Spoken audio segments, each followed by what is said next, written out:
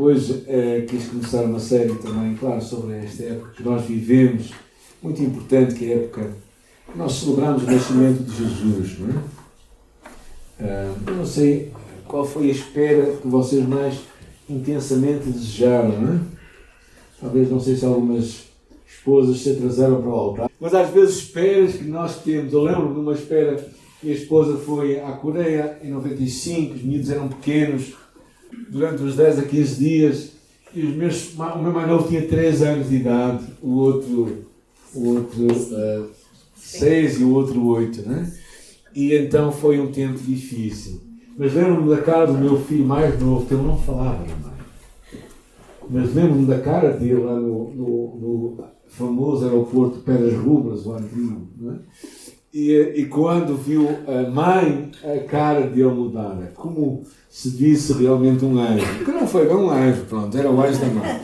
Mas era mais importante que um anjo, não é? Mas é interessante que este desejo daquelas esperas tão grandes em nossa alma. O povo de Israel alimentava um desejo na sua alma tão profundo acerca do Messias. Ainda hoje, em Israel, se espera a vinda do Messias.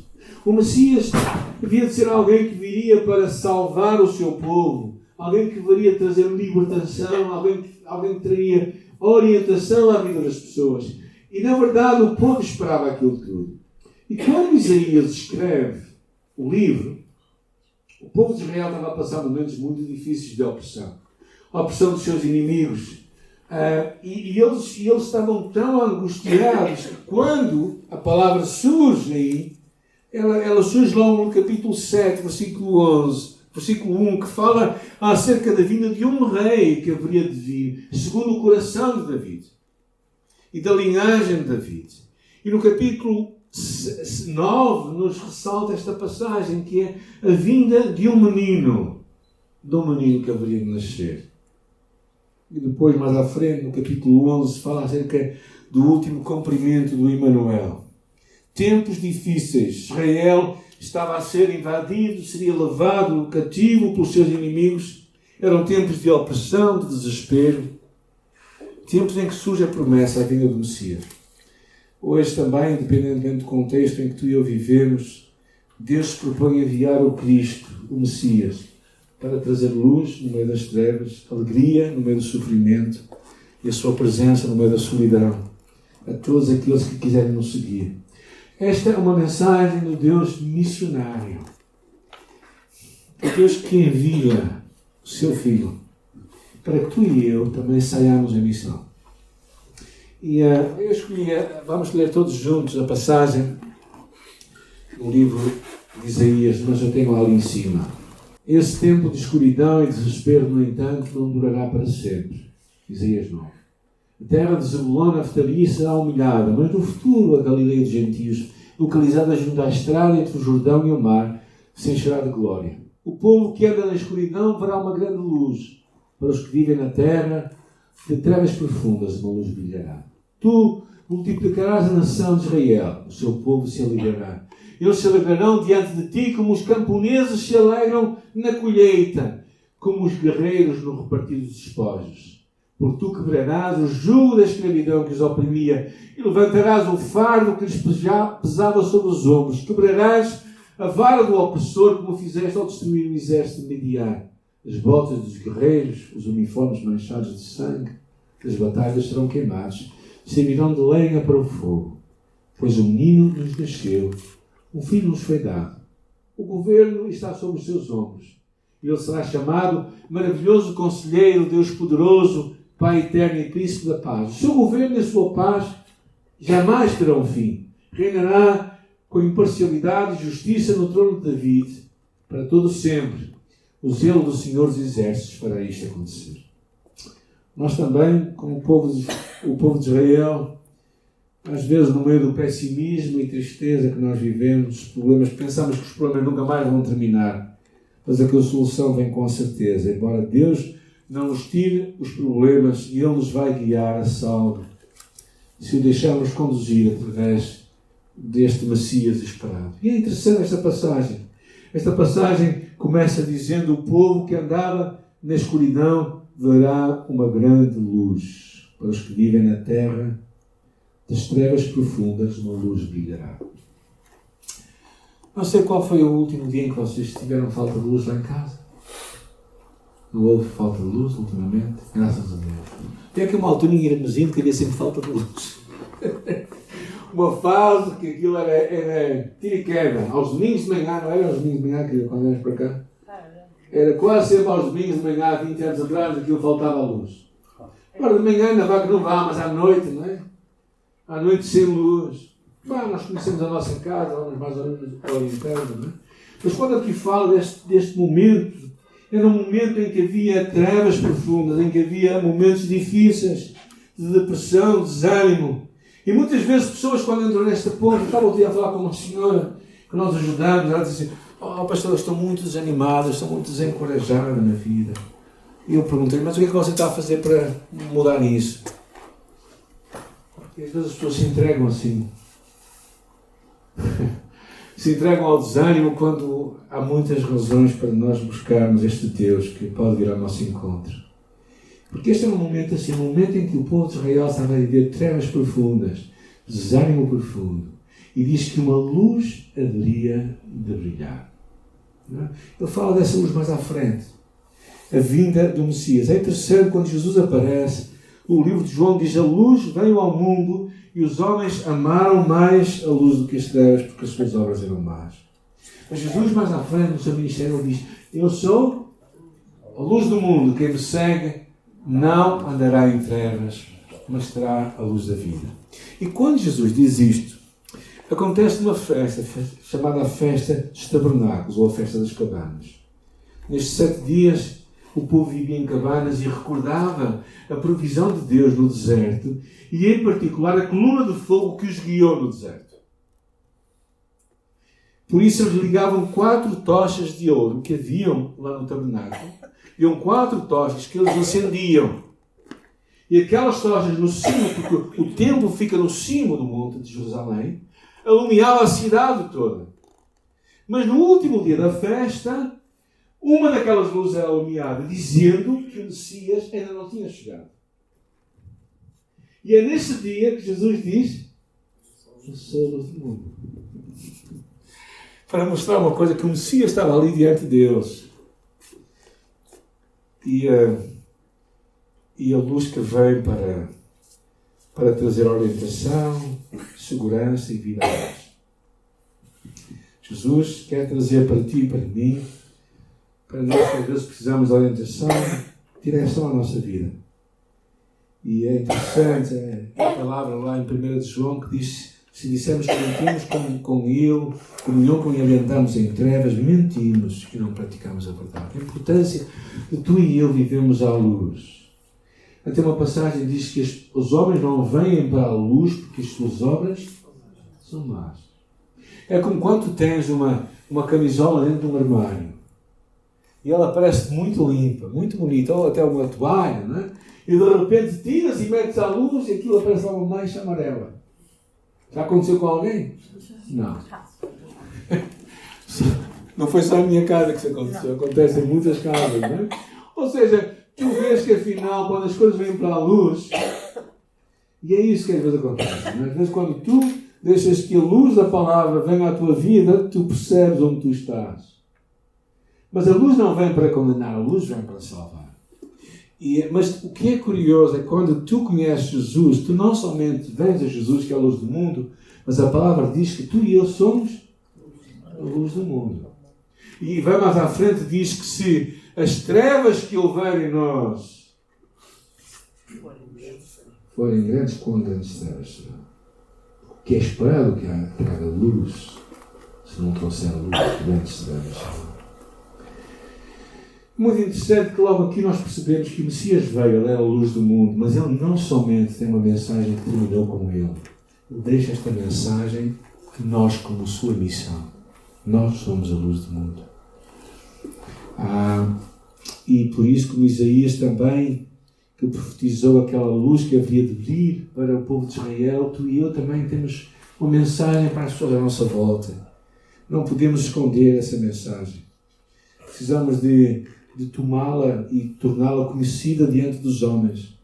A segunda imagem que eu acho interessante é a imagem da alegria que Deus traz quando nos liberta. Ele diz: tu multiplicarás a nação de Israel e o seu povo se alegrará.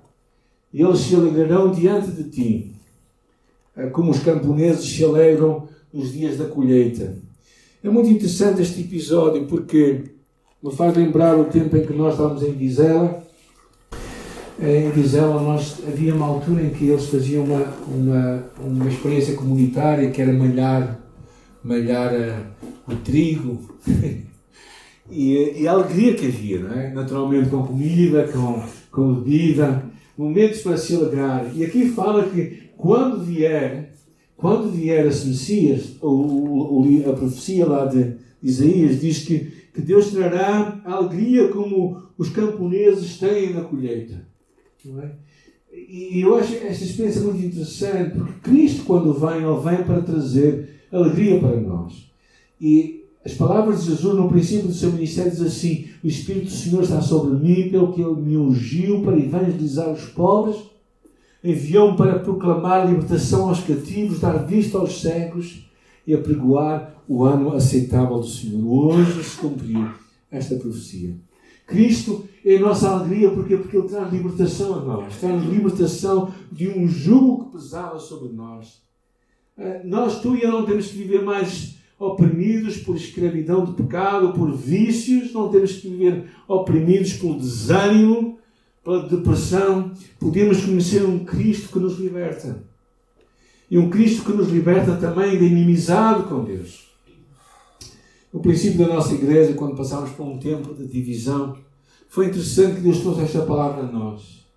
Aqui fala, não é que fala, é interessante a palavra: tu quebrarás o jugo de escravidão que os oprimia e o fardo que lhes pesava sobre os ombros. Quando tu resolves não perdoar, quando tu resolves não confessar os teus pecados, quando tu não tratas o teu caminhar com Deus, tu vais sentir o peso do pecado sobre ti. O salmista diz: a tristeza me consola, os meus dias se encurtam com gemidos. A minha força se esvai por causa do pecado e os meus ossos se desgastam. Quando tu não resolves o pecado em tua vida, quando tu dás lugar ao diabo, então tu vais sentir uma opressão sobre ti. Mas Cristo veio para trazer libertação. E esta profecia fala claramente disto, não é? E nós sabemos que Ele realmente nos quer libertar. Mas João capítulo 8 diz: se o Filho do Homem vos libertar, verdadeiramente sereis livres e conhecereis a verdade, e a verdade vos libertará. Então deixa Cristo te libertar. Não deixes que os problemas da tua vida te oprimam de tal forma que tu não consegues encontrar esperança. Eu sei que a tristeza pode vir à nossa vida, mas não o desespero. Eu sei que as dificuldades podem bater à nossa porta, mas não as faltas de resposta. Eu acho que precisamos de encontrar o que Deus tem para nós. E quando vem momentos de dificuldade e de opressão, precisamos encontrar o livramento de Deus. Também é muito interessante que ao pensar no Novo Testamento, não somente Cristo nos liberta, mas é interessante que diz a palavra lá em Coríntios: ora, tudo isto provém de Deus, que nos reconciliou consigo mesmo e nos deu o ministério da reconciliação. Cristo te chama a ti e a mim a fazermos o ministério de reconciliar as pessoas com Deus. Bem-aventurados os pacificadores, porque eles serão chamados filhos de Deus. Tu e eu somos chamados a ser pessoas que promovem a paz, a reconciliação, não a inimizade. E depois chegamos aos versículos centrais, que é o versículo 6 e 7 de Isaías 9. Vamos voltar para lá. Porque um menino nos nasceu, um filho nos foi dado, e o governo está sobre os seus ombros, e ele será chamado Maravilhoso Conselheiro, Deus Poderoso, Deus Forte, Pai Eterno, ou Pai da Eternidade, Príncipe da Paz. Duas coisas que eu queria ver convosco. Primeiro, a dádiva de Deus. Um filho nos foi dado. A Virgem concebeu, diz o capítulo 7, 14, e deu à luz. É interessante que as profecias de Deus acontecem mesmo sem ter acontecido. Porque Isaías capítulo 7 diz, é uma linguagem profética, que significa que o que Deus fala já aconteceu mesmo sem ter acontecido. Porque diz assim, a Virgem concebeu e deu à luz. O que é que isto quer dizer? Concebeu está em que tempo verbal? Futuro ou presente? Ela concebeu e deu à luz. Agora. Até tem quase a ideia do passado, é verdade. Concebeu e deu à luz. Mas na verdade, quando é que isto ia acontecer? 700 anos depois. Mas quando Deus fala, é como se já tivesse acontecido no passado. Porque as promessas de Deus são irrevogáveis. Elas não mudam. Então quando Deus pronuncia algo, Ele sabia que já tinha acontecido. Então, e é interessante, diz, um filho nos foi dado. O que é que significa aí? É que é Deus que dá. É uma dádiva de Deus. É uma graça de Deus. É um favor imerecido de Deus. Aquele que é o Deus Todo-Poderoso se manifestou como um bebê que nasceu. O ancião de dias se torna um pequeno bebê. O Deus eterno é o Filho que nos é dado. Tal é a condescendência de Deus para assumir a nossa humanidade. A palavra de Deus diz em João, o Verbo se fez carne e habitou entre nós. Deus nos amou tanto que deu o seu Filho. Esta dádiva de Deus, que é um Filho, é algo verdadeiramente sublime. Eu não sei como é que nós, pessoas, podem ficar insensíveis a esta mensagem. A mensagem da dádiva de Deus, o Deus Criador dos céus e da terra, aquele que governa as galáxias e o universo inteiro, aquele que faz nascer e pôr o sol todos os dias, aquele que chama as estrelas pelo nome, aquele que sabe o firmamento. Ele nos dá o seu Filho. Nos dá porque nenhum de nós merece. E porque nós não merecemos, Ele tem que nos dar. Essa é a graça de Deus. E é interessante que diz que este Filho diz, um menino nos nasceu, um filho se nos deu, e depois fala o governo está sobre os seus ombros. Ele governará sobre o seu povo. No tempo de Isaías eram muito os reis irresponsáveis, mas Cristo seria responsável e competente. E ele foi investido de grande poder. E por isso o seu nome, quem ele era, seria, primeira coisa, o que diz a vossa Bíblia? Maravilhoso Conselheiro.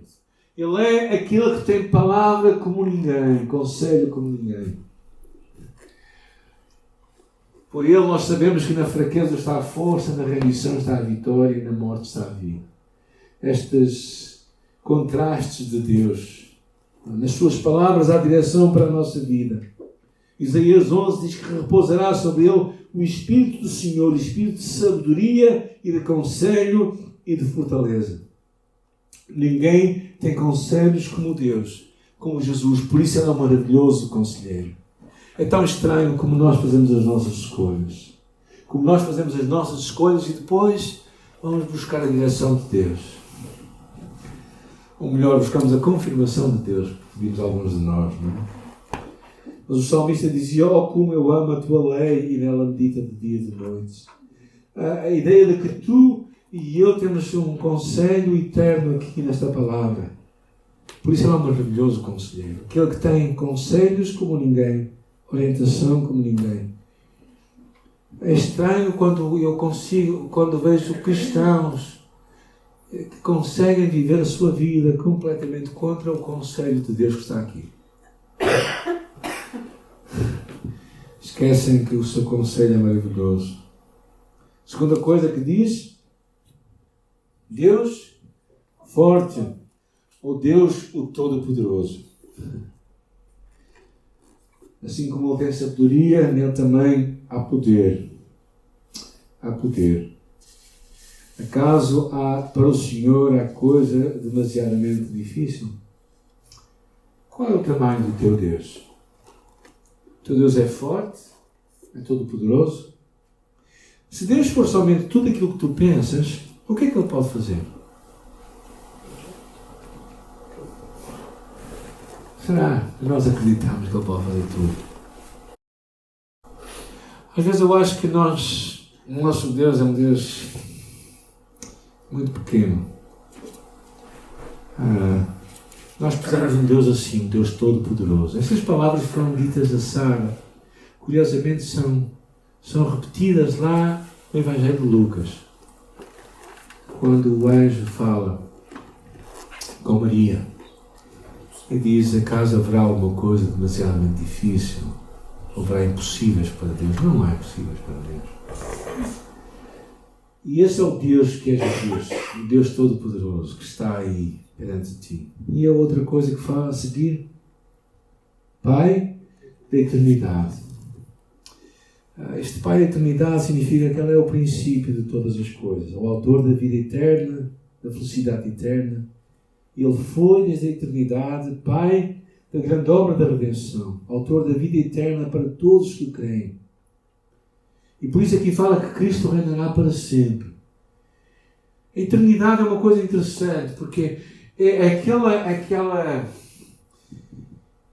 inquietação dentro da alma do ser humano para algo que vale muito mais do que as coisas que passam no instante. Não é?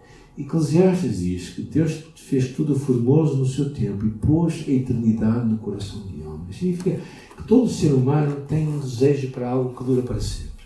Ou seja, nós sabemos que quando nós temos qualquer coisa, ela vai desaparecer. E cá dentro, não é? Como o amor, por exemplo, o amor é algo eterno. Não é? Cá dentro há aquele desejo de algo que dura para sempre. Não é? E esse desejo dentro do ser humano é algo que nos incomoda. E Deus é este Pai da eternidade, aquele que começou a eternidade. E às vezes há muita gente que vive com estas inquietações na sua vida. Dostoiévski diz que existe no coração um vazio do tamanho de Deus. E muita gente às vezes tem vazios na sua alma, tem inquietações no seu coração e não percebem que é Deus que está lá à espera. É Deus que está à procura no espaço, porque Ele é o Deus da eternidade. Porque no final da vida, ninguém diz: olha, faz favor, traz o meu Mercedes, que eu esqueci lá na garagem. Ou então, mostra-me as fotografias da minha casa lá do campo, que nós temos lá. Ou então, olha, lembras-te daquela roupa nova que eu comprei há uma semana atrás? Ninguém pede isso. Veja, o que é que as pessoas falam? Falam das coisas importantes da vida. Sim. O coração, a amizade, a família. Mas, na verdade, as únicas coisas eternas, sabem o que é? É a alma das pessoas. A única coisa eterna é a palavra de Deus. A única coisa eterna é o próprio Deus, que é o Pai da eternidade. E é nisso que tu e eu temos que investir a nossa vida. E se no teu coração há um vazio, só Deus pode preencher. Esse é o tamanho de Deus. Pai da eternidade. E finalmente ele termina: Príncipe da paz. Numa altura em que havia muita guerra no meio do povo de Israel, Cristo era a paz que estava para vir. E Cristo diz a palavra lá em Efésios: Ele é a nossa paz. No livro de Romanos diz: justificados pela fé, temos paz com Deus, por nosso Senhor Jesus Cristo. Paz com Deus. O Deus que entra em paz connosco por causa de Jesus. Porque Ele é o príncipe da paz. Qual é a tua relação com este Jesus? Quando ele termina de falar isto, deste menino que veio, que na verdade não tinha vindo ainda, gente. Na verdade não tinha nascido naquela altura nem antes. Ou nasceria depois, mas quando Deus fala, as coisas acontecem. Porque é como ele diz, não é? Que um dia para o Senhor são como 1000 anos. Por isso tinha passado, nem um dia tinha passado. Mas depois de tudo isto que ele diz, é muito interessante. Depois de falar do seu nome, quem este menino seria, que nós acabamos de estudar, fala acerca do seu governo do seu reino que seria sem fim sobre o trono de David. E depois diz no final do versículo 7, o zelo do Senhor dos Exércitos fará isto. Deus próprio se empenha para que tudo isto aconteça. O zelo de Deus dos Exércitos, que tem todo o poder na sua mão, fará acontecer todas estas coisas. Não serão homens, não será um povo, será o próprio Deus. O Deus que quer é um Deus zeloso para cumprir a sua palavra. É um Deus que empenha a sua palavra e não muda. É aquele tipo de Deus que diz assim, eu vou fazer isto e vai fazer isto. É escusado de escrever, é escusado de assinar. Claro que não é como nos dias de hoje, não é? No passado as pessoas dizem, eu dou a minha palavra, não é? Agora as pessoas não dão nada. Mas Deus diz aqui, o meu zelo e eu vou zelosamente cumprir isto. Porquê? Porque este Deus é um Deus de ciúme. E é interessante esta questão de ciúme. Os profetas falam muito que Deus é um Deus ciumento. Nós só conhecemos o ciúme na sua expressão mais mesquinha e egocêntrica e irracional. Mas o ciúme saudável é quando nós queremos o bem daquela pessoa e queremos só para nós. Queremos-la tanto que ela só é nossa mesmo. E nós queremos o seu melhor. E Deus é um Deus que tem ciúmes. É um Deus que nos ama tanto de uma forma que nos quer só para Ele. Porque sabe que quando nós somos dele, então nós seremos muito melhor do que nós somos. E o Deus se empenha nisto. O Deus que põe a sua palavra e diz assim, isto vai acontecer porque eu digo. E porque eu digo, isto vai acontecer. O menino virá. O menino que traz luz no meio das nossas trevas. O menino que traz alegria para nos libertar. E o menino que traz uma presença no nosso meio. O menino que quer trazer luz para as nossas trevas. Esperança no meio do nosso desespero. O menino que nos quer libertar do nosso pecado, dos vícios, qualquer tipo de escravidão, e qualquer coisa que ameaça a nossa alma de alegria. Qualquer coisa que retira a alegria de Deus do nosso coração. Cristo nos quer libertar disso. E o Deus que nos quer trazer a sua presença no meio de nós. Com conselho, com força e poder, com eternidade. E uma paz que todo mundo anseia, que busca comprar de toda a forma efetiva. E tudo isso tu e eu encontramos em Jesus. E eu espero que todos nós nesta tarde, tenhamos já tido o nosso encontro com Jesus. Tenhamos já tido uma experiência com este Jesus que muda a nossa vida. Claro que se não tivermos, é urgente que nós tenhamos. Mas mesmo se nós já tivermos, então tu e eu temos esta chamada para sermos a luz no meio das trevas do mundo. Tu e eu temos esta chamada para sermos a alegria no meio e trazermos libertação para as pessoas que estão em escravidão. E levarmos um Deus que está presente. Onde tu estás, onde eu estou. Nós somos o corpo de Cristo. Então, tu e eu podemos levar este Cristo presente no meio de momentos de grande dificuldade. Nesta semana, se calhar, tu terás momentos na tua vida, e eu terei certamente momentos na minha vida, em que talvez Deus te peça a ti e a mim para fazermos algo diferente. Talvez seja falar com alguém, talvez seja orar por alguém, talvez seja encorajar alguém.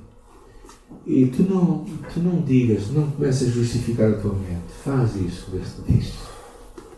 Quando Deus põe no teu coração para tu falares com alguém, fala com a pessoa. Quando Deus põe no teu coração para orares por alguém, pede autorização e ora pela pessoa.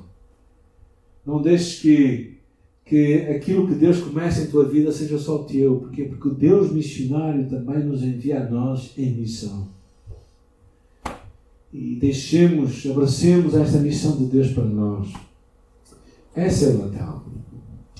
Não o Natal nos shoppings, nas compras, não é? Todos nós estamos cansados, se calhar, ou pelo menos cansados das filas de trânsito, que já chegam lá em cima, quase ao alto da Maia agora, não é? Por carro, não é?